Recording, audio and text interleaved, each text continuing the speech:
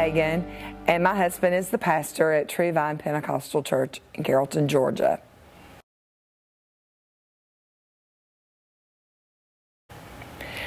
When my husband accepted the pastorship of True Vine, it was his first pastorship, and I knew that our lives would change. I'd always been a leader and a worker in the churches that we had been involved in and members of, but I had a great role model. My grandmother was a pastor's wife all my life, and I was able to spend a lot of time with her, and I saw her dedication to the church and to my grandfather and how she sacrificed to make sure that things were done in the church. And I hope that I can in some small way fill those shoes that she did.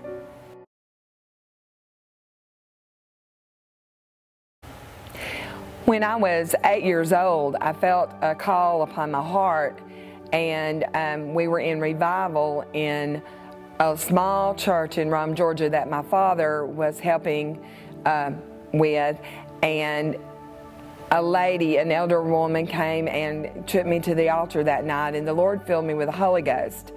It was September the 8th of, I don't know, the early 70s, and I had a great fear, I still do, of water, and so I wasn't baptized at that time.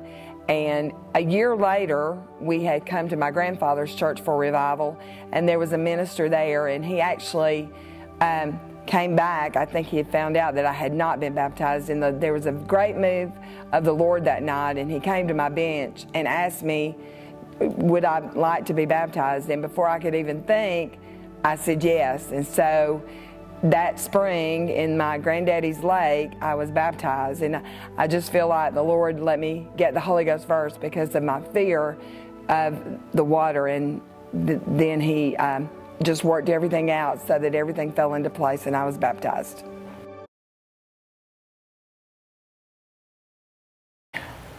One of my greatest testimonies, I guess, was about 6 years ago. I had been diagnosed with some thyroid problems, and so she wanted, before my doctor started medication for the thyroid condition, she wanted me to have a ultrasound to scan to make sure, because she could medicate me correctly. And so when the scan revealed a tumor on my thyroid, and so that led to them scheduling a biopsy. And of course, the C word is very terrifying in every situation, and I did a lot of prayer. I was anointed for prayer, and about a week before I was scheduled for the biopsy, I had a dream, and in that dream, the doctor came to me after they had done a scan, and he said, we can find no mass, no tumor. And so I just really held on to that. I felt like that was God's answer, and he was helping to increase my faith.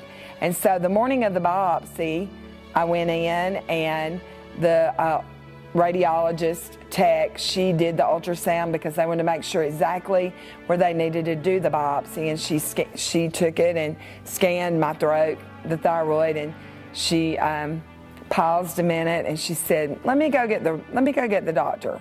And so while we were waiting on the doctor, I just began to witness to her about my dream.